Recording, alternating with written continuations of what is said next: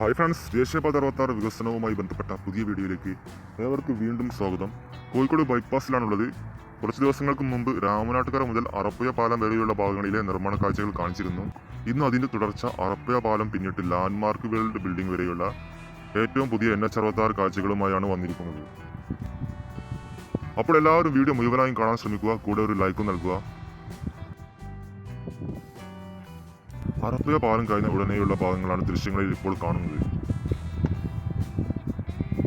ഇവിടങ്ങളിലൊക്കെ 6 വരി പാത നിർമ്മാണം പൂർത്തിയായിട്ടുണ്ട്. വളരെ ഉയരത്തിൽ മണ്ണിട്ട് പൊക്കിയാണ് ഇവിടുത്തെ ഹൈവേയുടെ വർക്ക് എടുത്തിരിക്കുന്നത്.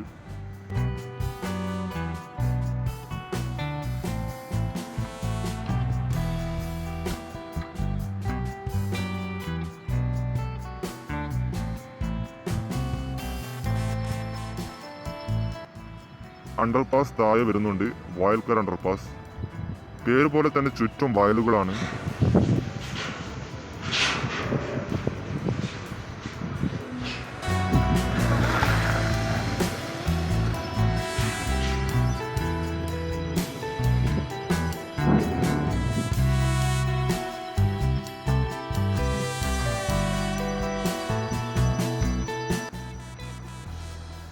ഇവിടെ ഒരു സൈഡിലെ സർവീസ് റോഡിന്റെ വർക്ക് ഇനിയും തീരാനുണ്ട്. ഡ്രൈനേജിന്റെയൊക്കെ വർക്കുകൾ നടന്നുകൊണ്ടിരിക്കുകയാണ്.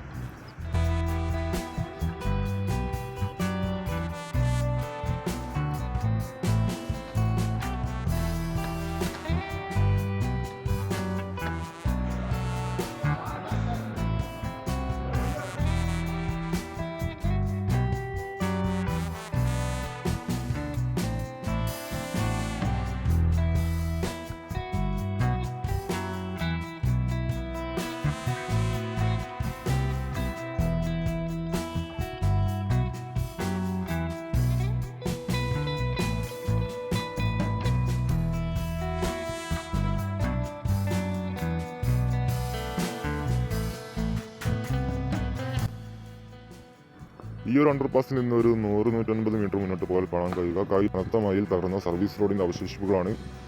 തകർന്ന റോഡ് ഇവർ മണ്ണൊക്കെ ഇട്ട് നിരപ്പാക്കി വെച്ചിട്ടുണ്ട്. ഇവിടെ സൈഡിൽ കെട്ടിയ കോൺക്രീറ്റ് മതിൽ അപ്പുറത്തേക്ക് ചെരിഞ്ഞു വീണതായി കാണാം.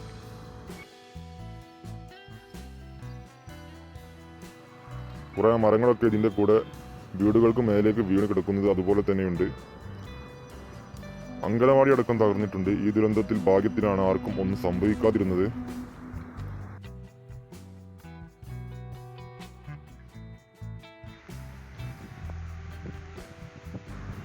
നിർമ്മാണത്തിലെ മെല്ലെപ്പോക്കിന് പൈകേട്ട KMC കമ്പനിക്ക് ഈ ഒരു സർവീസ് റോഡ് ദുരന്തം വലിയ ഒരു തിരിച്ചടിയാണ്.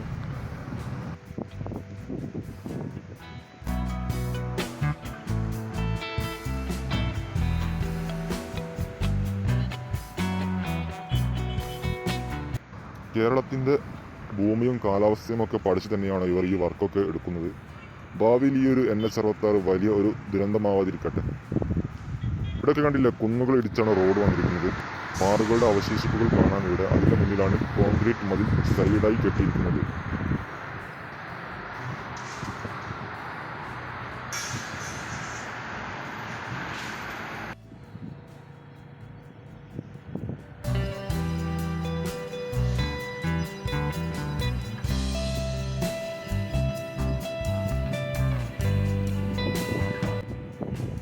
അപ്പോൾ ഇനി പന്തിരങ്കാവ് ഫ്ലൈ ഓവറിൻ്റെ വിശേഷങ്ങളിലേക്കാണ്. ഫ്ലൈ ഓവറിൻ്റെ മേൽഭാഗത്ത് ടാറിങ്ങിന് മുന്നോടിയായി ഒരു സൈഡിൽ മാസ്റ്റിക് പാഡ് വിരിക്കുന്ന വർക്കുകൾ നടന്നുകൊണ്ടിരിക്കുകയാണ്. മാസ്റ്റിക് പാഡ് വിരിച്ചതിന് ശേഷം അതിനു മുകളിലാണ് ടാറിങ് ചെയ്യുക.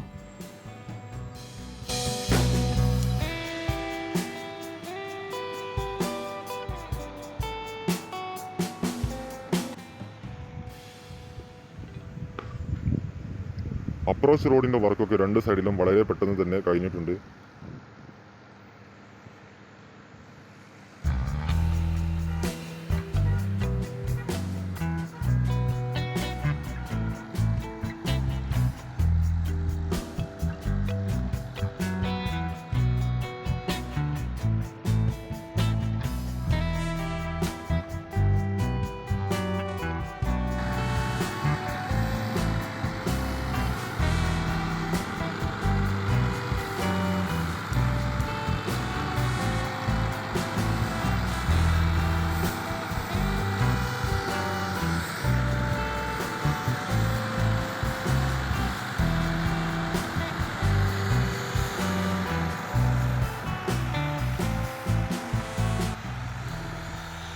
കോഴിക്കോട് ബൈപ്പാസിൽ ഏറ്റവും ഗതാഗതക്കുരുക്ക് അനുഭവപ്പെടുന്ന ഒരു പ്രദേശമാണ് പന്തിരങ്കാവ് ജംഗ്ഷൻ.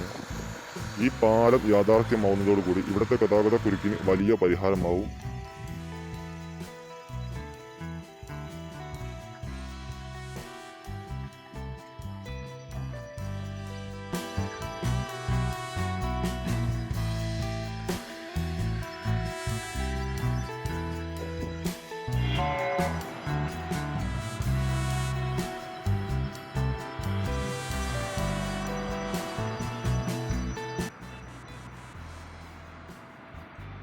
പന്തിരങ്കാവ് കഴിഞ്ഞ് മുന്നോട്ടേക്ക് പോകുമ്പോൾ ഇനി വരുന്നത് മാമ്പയ പാലമാണ്. ഇവിടെ പുതിയ പാലത്തിൽ നേരത്തെ തന്നെ കോൺക്രീറ്റ് വർക്കുകൾ കഴിഞ്ഞതാണ്.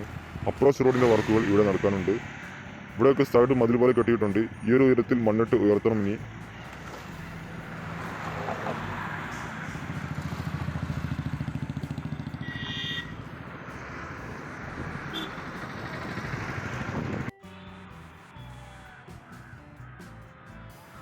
മാമ്പയ പാലം കഴിഞ്ഞ് കുറച്ചുകൂടി മുന്നോട്ട് പോയാൽ പുതിയതായി നിർമ്മാണം നടക്കുന്ന ഒരു ചെറിയ അണ്ടർപാസ് കാണാം. മാമ്പയ പാലത്തിൽ അപ്രോച്ച് റോഡ് ഈ ഒരു ഹൈറ്റിൽ മണ്ണിട്ട് ഉയർത്തി ഇങ്ങോട്ടേക്ക് നീങ്ങും.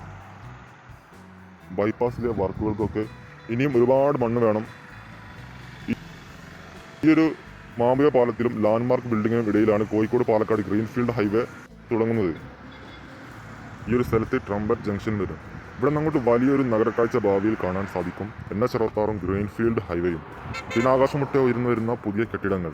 കോഴിക്കോട് ബൈപ്പാസിൽ 6 വരി വർക്ക് തുടങ്ങിയതിന് ശേഷം മാത്രം പൈലിംഗ് തുടങ്ങിയ ബിൽഡിങ്ങുകളൊക്കെയാണ് ഈ കാണുന്നത്. ഇവിടെ നിന്ന് അങ്ങോട്ടുള്ള കാഴ്ച പിന്നെ പറയേണ്ടതില്ലല്ലോ. ഹൈലൈറ്റുകളും സൈബർ പാർക്കുകളും 5 സ്റ്റാർ ഹോട്ടലുകളും ഒക്കെയായി കോഴിക്കോട് നഗരത്തിൻ്റെ പുതിയ ലോകം തന്നെയാണ് കോഴിക്കോട് ബൈപ്പാസ്.